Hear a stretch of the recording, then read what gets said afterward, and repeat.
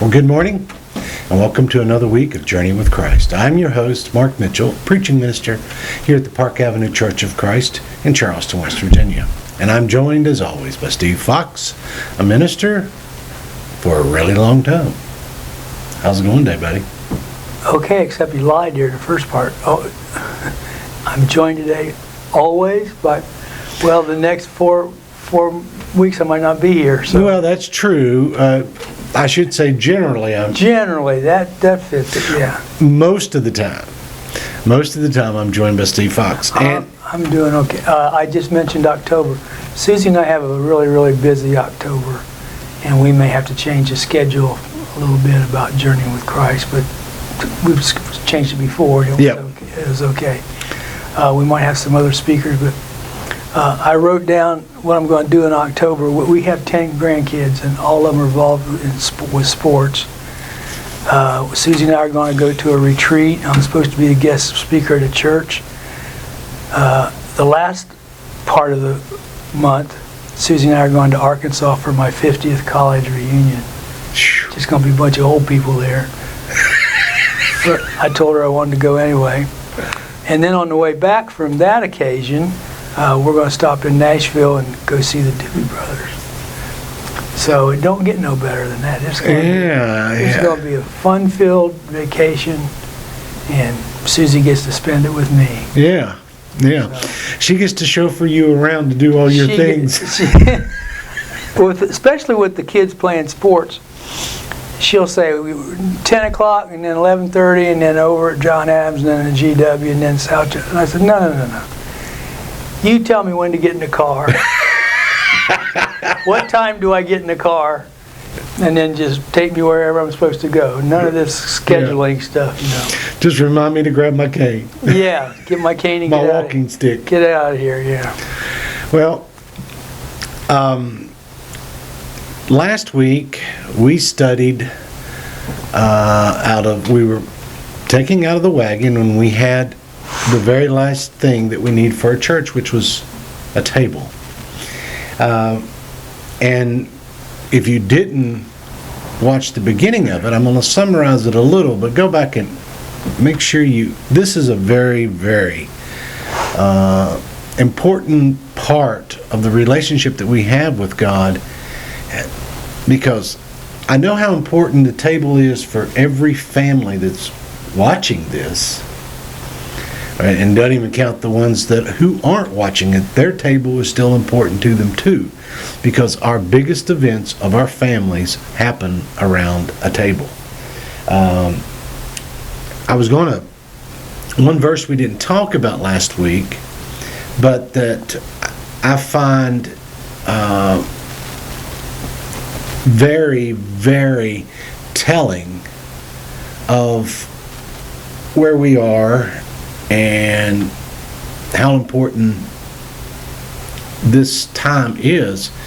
If you remember, when Jesus was just before he was going to be crucified, they had celebrated the Passover on a Thursday night. And I want you to listen to what Jesus told his disciples. This is from Luke 22, beginning with verse 7. Then came the day of unleavened bread on which the Passover lamb had to be sacrificed. Jesus sent Peter and John, saying, "Go and make preparations for us to eat the Passover." "Where do you want us to prepare for it?" they asked. He replied, "As you enter the city, a man carrying a jar of water will meet you. Follow him to the house that he enters, and say to the owner of the house, 'The teacher asks, where is the guest room, where I may eat the Passover with my disciples?' He will show you a large room upstairs, all furnished. Make preparations there." One of my most profound thoughts that come from this entire thing is that, this is almost treated as a miracle in its understanding. Because here you have several people who don't know what each other is doing, but knows that something's going to happen and they're going to do whatever. And they'll all get together. And they meet at different points, but with one conclusion. The room that they're going to be around, the table, they are going to, this is an absolute special moment to Jesus. Mm-hmm. Because it will be the last time on this side of the cross that he will be with them. And as we know from reading, I mean, how much, you know this concept, but how much of the gospel, I know it's, from what I remember, it's almost a third of the gospel is about from Thursday to resurrection. Yeah. A third of what we read. And this is the door opening moment of that time. The last week has so many different scenarios, and most of the time the four Gospels cover those. Now you do have some incidents where it's not in one Gospel but in something else. Like this story here is only found in Luke. They don't have it in the rest of them, but they have them at the table. But Luke put this in there, which I'm so glad he did, because it, for me, I remember the first time that picture entered my heart and my head, to the fact that maybe they weren't thinking about the preparations, but Jesus was. Mm-hmm. He was thinking about that time around the table when he was going to be with his disciples. Imagine how much God looks forward to your time around his table. And just imagine how, as each one came in, I don't think they all came at the same time. As each one came in, they're probably thinking, where should I sit? Yeah. According to the teachings of Jesus that I've heard for 3 years, where should I sit? Yeah. Who has authority to sit next to him? Well, evidently... There was the mother who said, would you let my son sit on either side of you? She knew that the table was pretty important. When you come in your kingdom, can they sit on either one? It's a matter of authority. I'd like to read something I stole from a church bulletin, and I don't even know where I got this, so I apologize to the person who wrote it, and I apologize to whoever sent it out in the bulletin. But we have studied in the past few weeks a Messiah, a divine place, a book, and a table. All of those are based on the authority of somebody in the Bible, and in most cases, Jesus. So this author, wanting to give us an example of authority, wrote this. When Christian Herter was governor of Massachusetts, he was running for a second term in office. One day, after a busy morning chasing votes and not having any lunch, he arrived at the church barbecue. This was late in the afternoon, and Herter was famished. As Herter moved down the serving line, he held out his plate to the woman serving chicken. She put a piece of chicken on his plate and turned to the next person in line. "Excuse me," the governor said, "do you mind if I have another piece of chicken?" "Sorry," the woman told him. "I'm supposed to give one piece of chicken to each person." "But I'm starved," the governor said. "Sorry," the woman said again. "Only one to a customer." Governor Herter was a modest and unassuming man, but he decided that this time he was going to throw his weight around a little bit. "Do you know who I am?" he said. "I'm the governor of this state." "Do you know who I am?" the woman responded. "I'm the lady in charge of the chicken." Move along. When we look at Jesus being the Messiah, and the book that we ought to study, and the scriptures we ought to study, and the place we ought to be looking for, and all the action and reaction that takes place around the table, when we start to look at that and we decide what we're going to use to build this church, that only comes from one authority. It doesn't come from what Mark says, "Oh, I'd like to have this in the church," or what Steve says, matter of fact, why don't we just call it the Church of Steve? Yeah. No, it doesn't belong to Steve. Nope. It belongs to the Messiah. So who has the authority? Well, in this case, this woman who was taking care of the chicken had authority even over a governor. And that's where we get the idea that if we're going to do this, if we're actually going to plant a church, there are certain things that we need and certain things that you don't need. You can have them, Yeah. but the authority from Jesus states that the elements that we've been talking about are vital to not only just let me make sure I say this right. They're not salvation issues as far as it relates to the church, but as a church, they function in a salvation role. Yes. Yeah. The church has never been which for a lot of us, I hope it's not overly conflicting or controversial, but the church was not the end. The kingdom is the end. Mm-hmm. The church is a functioning part of the kingdom. We operate as a church, as a group, though, I also know that we've got the illustration that the church is the bride of Christ and what that's being married. But again, this thing operates as it functions as it helps each one of us focus our heart and minds on Christ. Exactly right. How many times have we been to a commencement service where the speaker said, "This is not the end, this is the beginning." Just because you're graduating, that doesn't mean... Yeah. And Jesus did a good job, as we studied in the parables, saying, this is not the end. No. It's not the fulfillment of Old Testament prophecy and then you don't ever read it again. Right. Instead, it's something that's the beginning of something, the beginning of the church, the beginning of the kingdom. And there are all kinds of things, all kinds of words you can use to describe it. And hopefully maybe in the next few weeks, when we get our schedule settled down, we can study what it means to be a church, what it means to be the kingdom. Well, it was kind of ironic that in the beginning, in the book of Acts, what was the group called? The Way. The Way, yes.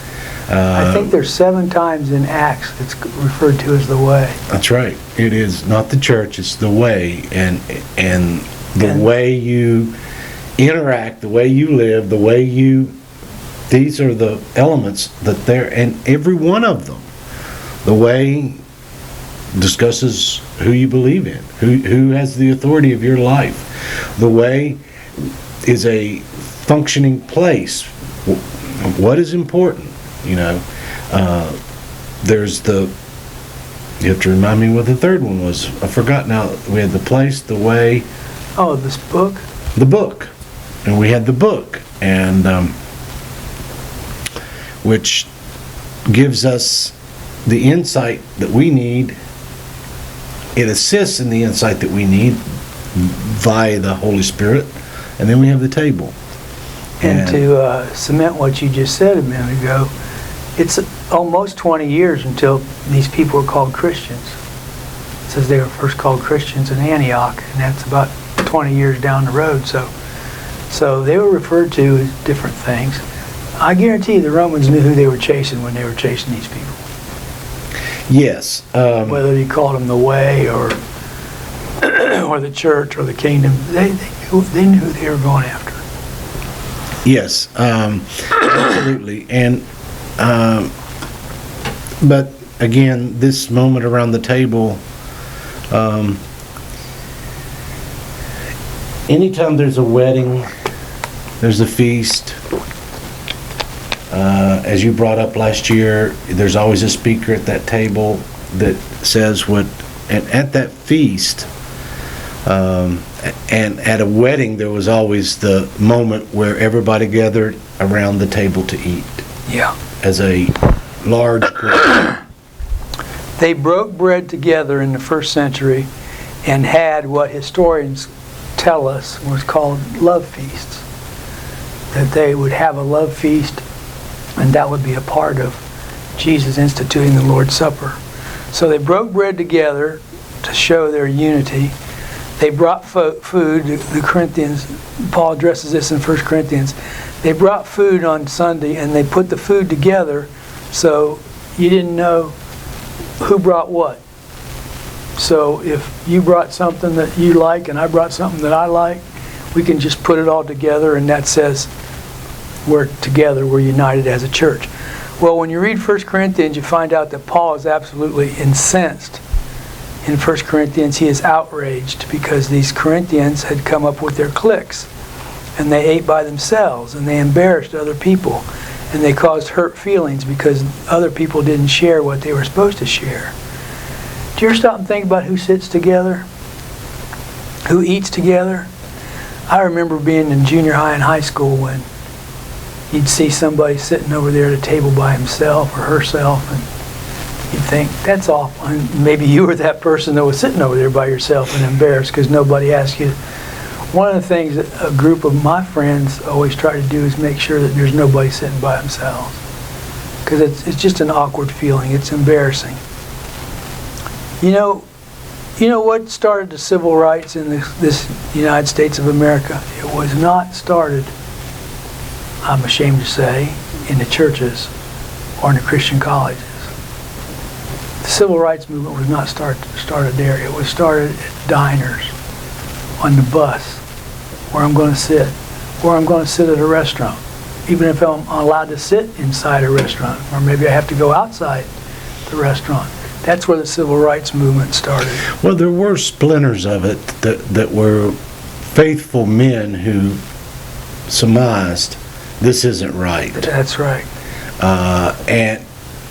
But you're right without a doubt. But that was not the vast majority. That was not the vast majority. The vast majority felt that it was perfectly acceptable to own another person and to treat someone as not just second-class citizens, to treat some as just nothing more than an animal. If you want to get a grasp of it, ask yourself, if I was alive in 1840, how would I have treated people who were black? How would I have treated people who were from a different part of the country than I was? Well, you got to remember, the sad part about it is, this nation, as it was transitioning, Great Britain had already outlawed slavery, but yet we were still ruled by them, but yet slavery was acceptable here during that period of time. Yeah. And you had, you had a huge world going on related to that, so yeah. Well, I'm almost ashamed to tell you this, but you and I have talked about this before. I mentioned a little while ago where I'm going for my 50th you college mentioned reunion. the fact that You know when blacks were admitted to that campus? when they were forced to. When the United States government says you're not going to get any federal money unless you allow blacks to attend your college. And that's when it started. And it'd be really nice to say, my school was the first one that stood up and said, we're not taking this anymore. This is crazy. This is just plain wrong.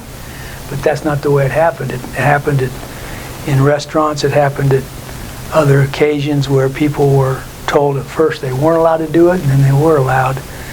We talked about this last week. To Kill a Mockingbird, Atticus asked the black maid to come in and sit down at the table. It's a Wonderful Life. Annie, the black maid, is invited by Jimmy Stewart to come in and sit down at the table. There's a passage in Galatians chapter 2 where it says Peter was there and Paul was eating with the Gentiles, and Peter didn't know. Now, just imagine this. The guy who is written about in chapter 10, chapter 11, chapter 12, who opened the door to these Gentiles, he says, I'm not doing that. And I said, wait a minute, dude, you got a short memory? You got a really short memory? Because... Well, it's kind of funny that the way the story goes about in Acts also is that whenever Peter saw the people from Jerusalem around, he would ignore them.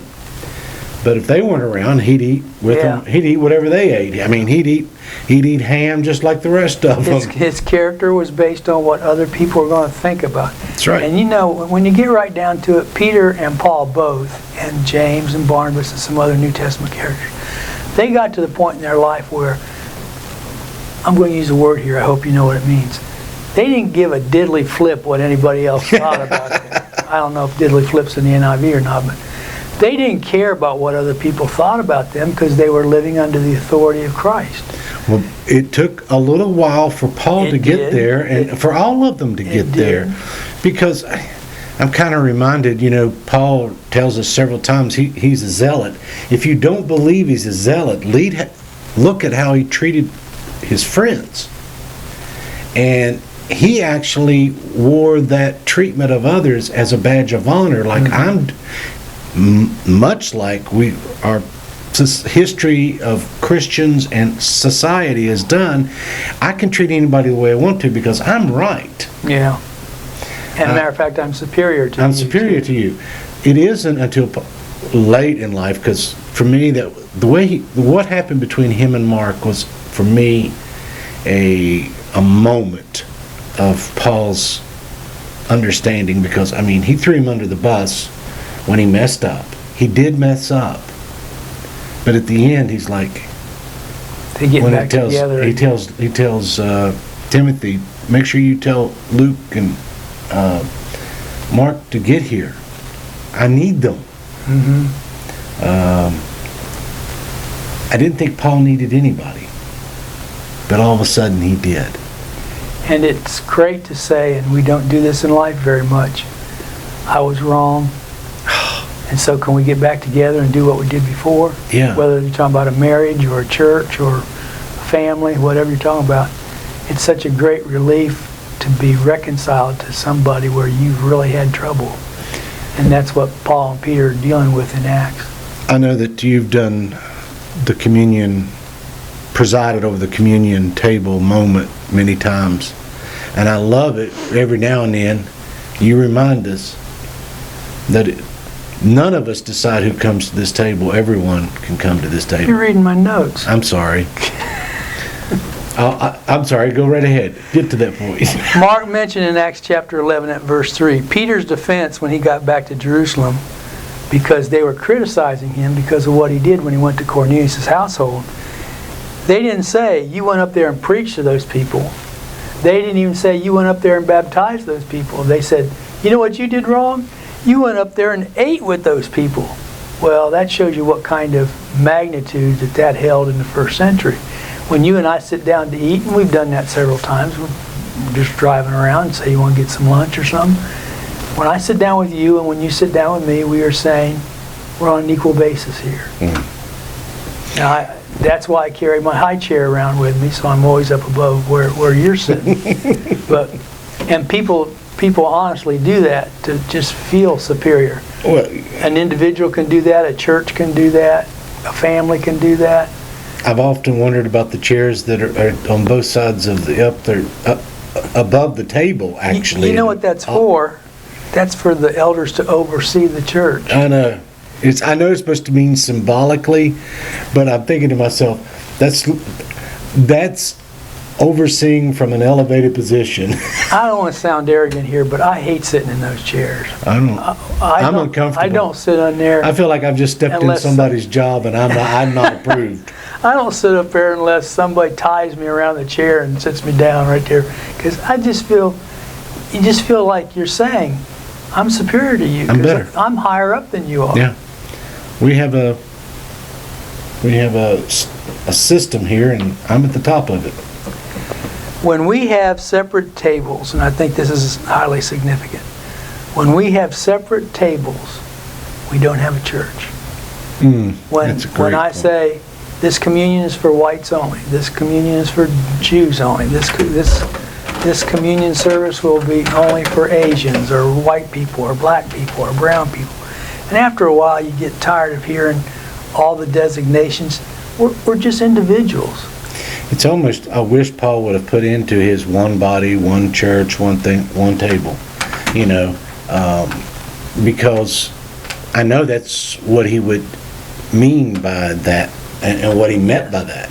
And when he writes that paragraph, it's pretty obvious that he's saying there's not two of these. No.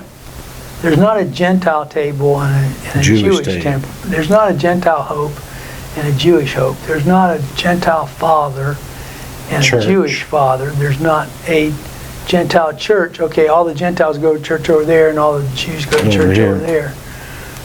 And that's what that whole list is about. I mean, in fact, part of Galatians and Ephesians, one of the primary functions is Paul is he's speaking to the division that's happening over ideas, whether it be in this case, this one was an idyllic aspect of truth.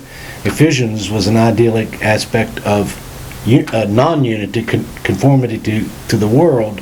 You know, we're allowed to treat people any way we want to. Yeah. No, you're not. Do you know how human we are? After Jesus instituted the Lord's Supper on that Thursday night, do you know what the apostles talked about next? You know what the next thing is in that chapter?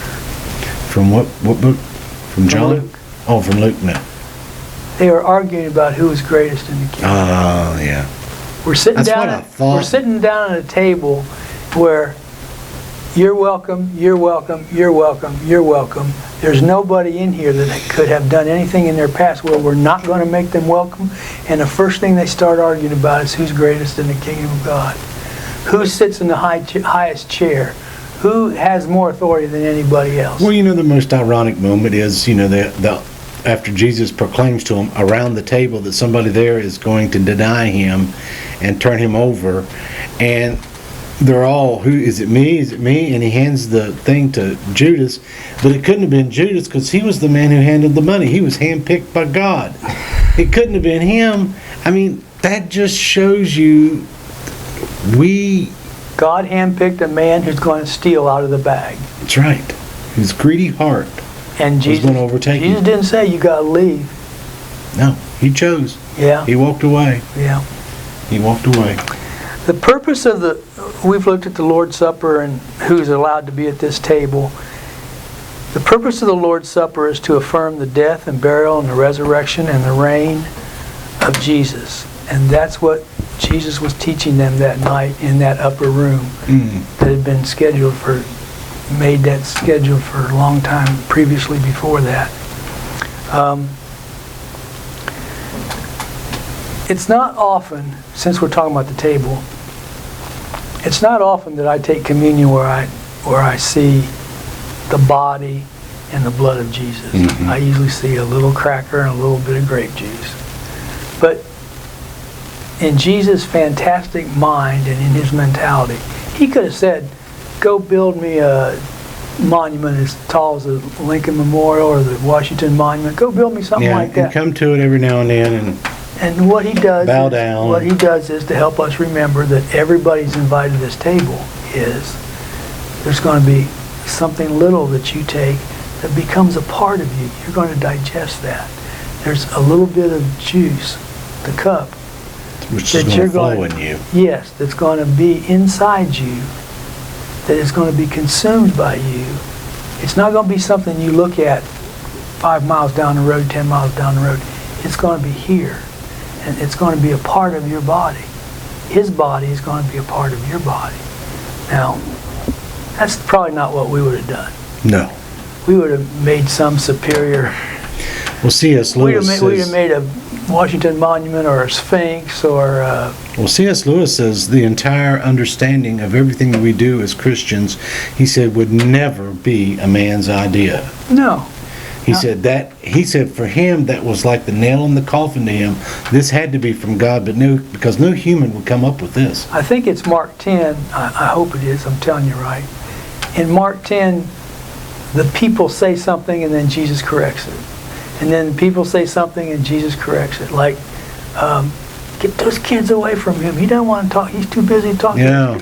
Let the little children come to me. Yeah. That's the way you're thinking, but I'm thinking the right way. I'm thinking another Mark chapter 10, I think there's 5 of those Yeah. ideals where the people say one thing and then Jesus says, no, that's not right. Let me tell you the right thing. Well, for me, the table is the exclamation point that Jesus is Lord, without a doubt, because it focuses on our rescue moment, the moment by which every one of us, like Moses and their being around that Passover, that rescue moment where it's the night before they get set free, they're around that table eating unleavened bread and a lamb, drinking the wine. And the last, were you done? No, okay. yeah. The last few months, obviously, this virus has changed everything about what most churches even do. And we have changed our table to a place where the table's up front and individuals line up and keep social And come to the distance table. and come to the table. I love that. And it's the first time in my Christian life I've ever watched people take communion. Because I'm usually sitting up front and everybody's back there and they pass it to me or Susie or somebody else that's on the front row. And then everybody else back there takes communion. I don't see that unless I get, real stupid and just turn around and make them feel uncomfortable, look right at. But when I walk up there, people see me walk up there and they know that I'm welcome. If he's not welcome, there's nobody welcome. If she's not welcome, nobody's welcome. That table, like you said a minute ago, that's the epitome of what Jesus thinks about other people. That's right. Well, wait a minute, don't you know? I don't care about his background. I really don't. I don't give a diddly flip about his background, and I don't give a diddly flip about what people think about me accepting him to come to that table and, to be welcome. So there's some heavy stuff in this table theology. Yeah, we're doing it justice, but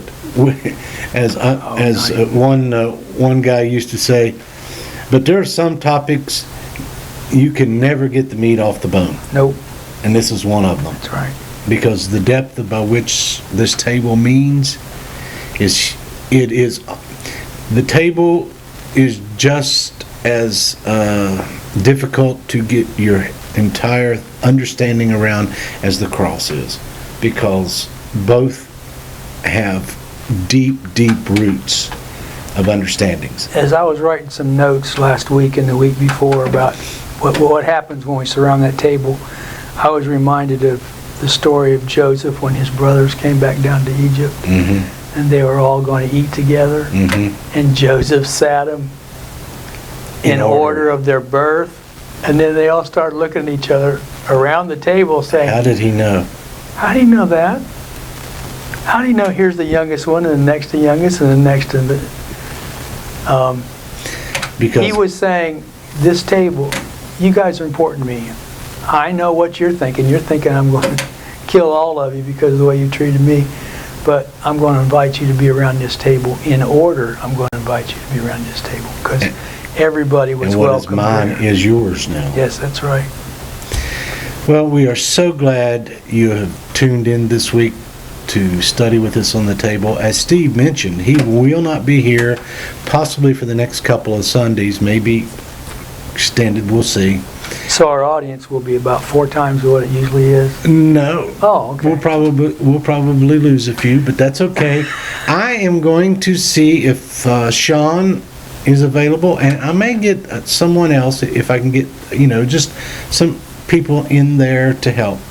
I would encourage you to continue to remember to pray for our Together in Love family at Park Avenue. We've had a really rough time the last several months, and one of our dear brothers, Chuck White, who has been a teacher, a leader, a great father, a great husband. A rock. He's really had some rough times here in the last several weeks, so continue to pray for him. And I'm reminded also that Taylor will be going, and she's dealing with some stuff too. We got a lot of people dealing with stuff. I'd encourage you to pray for them when you have opportunity. Never forget your Together in Love family, the ones you eat at the table around with. So, on behalf of Steve and I, we wish you goodbye. And we'll see you next week. Or I'll see you next week. He will see you next week.